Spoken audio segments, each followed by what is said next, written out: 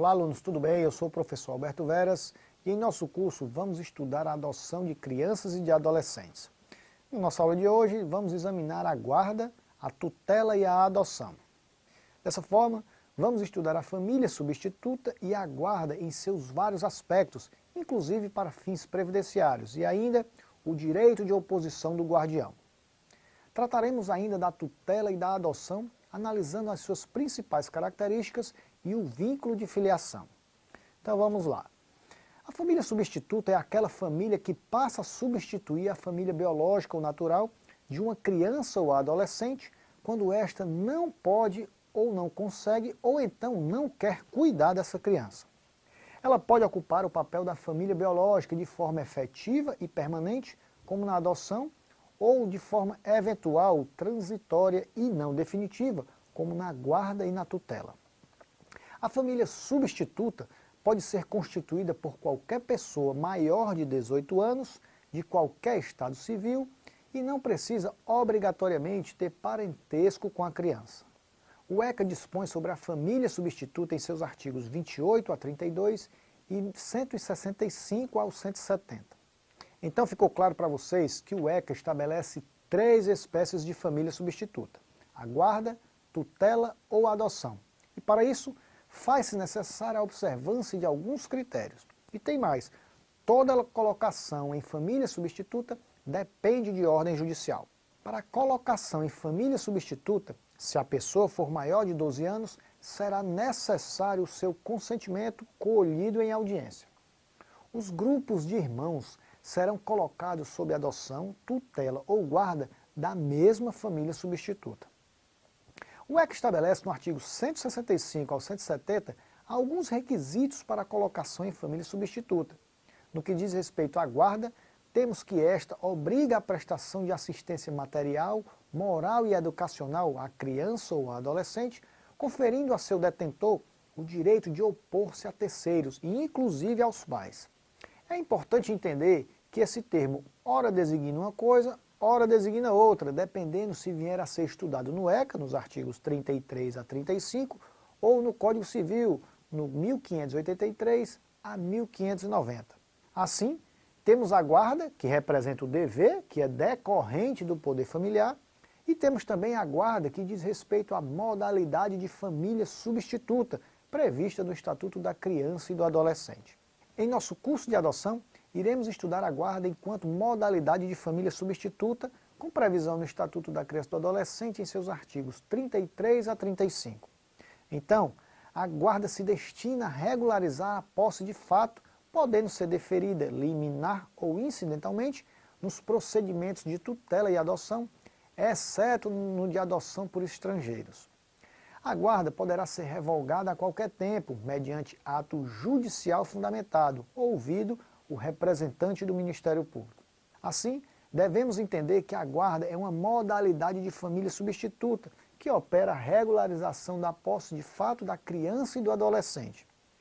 Meus amigos, os direitos fundamentais das crianças e adolescentes devem ser protegidos com absoluta prioridade, inclusive para questões previdenciárias. O próprio ECA estabelece em seu artigo 33, parágrafo 3º, que a guarda confere à criança ou adolescente a condição de dependente para todos os fins e efeitos de direito, inclusive os previdenciários. O grande problema é que a legislação previdenciária não determina que a guarda confere direitos previdenciários, e dessa forma estamos diante de um conflito aparente de normas, pois o ECA diz que confere. É importante deixar bem entendido que o gozo da condição de dependente do guardião, para todos os efeitos legais, inclusive previdenciários, é consequência do estado de guarda e não causa que justifique a sua concessão. Com isso, temos que a vedação ocorre quando a única razão para se pleitear a guarda seja a busca dos efeitos previdenciários. Mas devemos ter cautela e sensibilidade para analisar cada caso concreto. Ora, é plenamente possível a concessão da guarda de menor aos avós nas hipóteses em que a criança convive desde o seu nascimento, juntamente com a sua mãe, na residência dos avós e sob a sua dependência. Vocês podem consultar o material na área do aluno E lá eu disponibilizei para vocês alguns julgados do STJ e do STF. E uma grande novidade foi que o plenário do STF garantiu a inclusão de menores sob guarda na condição de beneficiários de pensão por morte no INSS, tendo referido o julgamento virtual encerrado em 7 de junho de 2021. E lá, no material de apoio, eu informei o número dos julgados para vocês. Ora, meus amigos, a guarda é um mecanismo temporário no qual a criança em situação de vulnerabilidade fica sob os cuidados de uma família substituta até o retorno da família original ou a regularização da adoção ou tutela. Vocês devem estar se perguntando, mas professor, e o direito de oposição do guardião? A regra é que o guardião tem aquela criança ou adolescente como seu dependente. Ele tem o direito de se opor a terceiros, inclusive de se opor em relação aos pais, pois o guardião é quem vai cuidar dessa criança. E caso ele venha a perceber que a presença ou a proximidade dos pais com a criança está causando prejuízo, ele pode se opor a isso. Em regra, os pais podem visitar os seus filhos que estejam sob a guarda de terceiros, destacando que a pessoa que detém a guarda pode se opor a essa relação, inclusive os pais. Nós podemos destacar aquelas situações de guarda como medida prévia de uma futura adoção. Ora, se há uma pretensão de futura adoção, não há que se falar nos pais continuarem a visitar aquela criança ou adolescente, pois haverá aí uma incompatibilidade fática. Agora vamos estudar a tutela. Meus amigos, junto com a adoção e a guarda, a tutela é uma das medidas específicas de proteção através da qual a pessoa a quem é conferida, que chamamos de tutor, em substituição aos pais, passa a ter o poder e a responsabilidade de administrar a vida pessoal e patrimonial da criança ou adolescente. Ela ocorre quando os pais tenham falecido, encontrem-se ausentes ou estejam destituídos do poder familiar por razões de enfermidades impeditivas, prodigalidade, prisão, prática de violação de direitos e violências domésticas, dentre outras, factuais e comprováveis.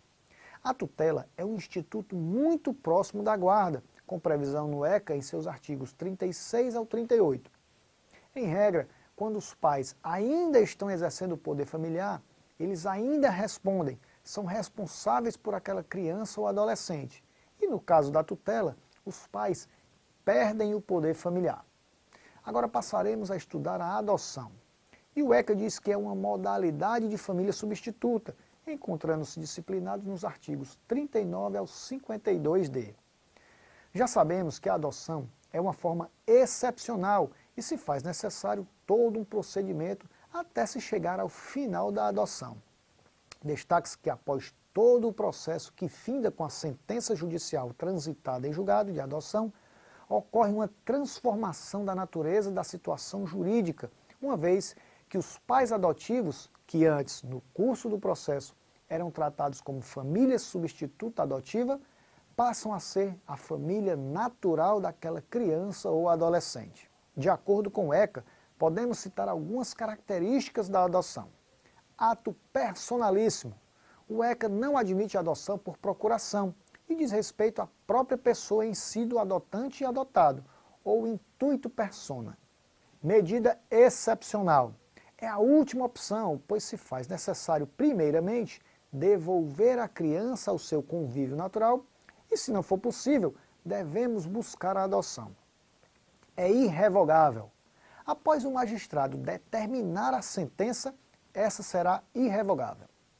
É incaducável. A morte dos pais por adoção não significa o restabelecimento dos vínculos existentes com a família natural.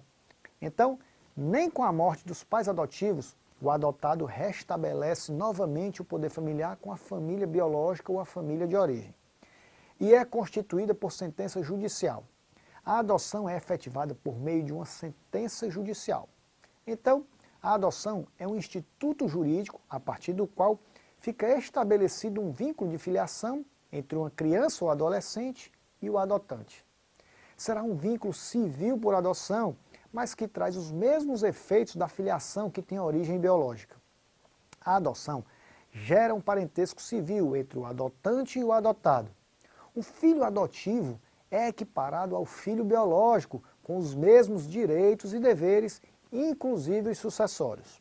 O vínculo instituído pela adoção implica desligamento total com a família originária. O desligamento dessa família deixa apenas a relação de parentesco anterior, relativa aos impedimentos do matrimônio, conforme o artigo 41 do ECA.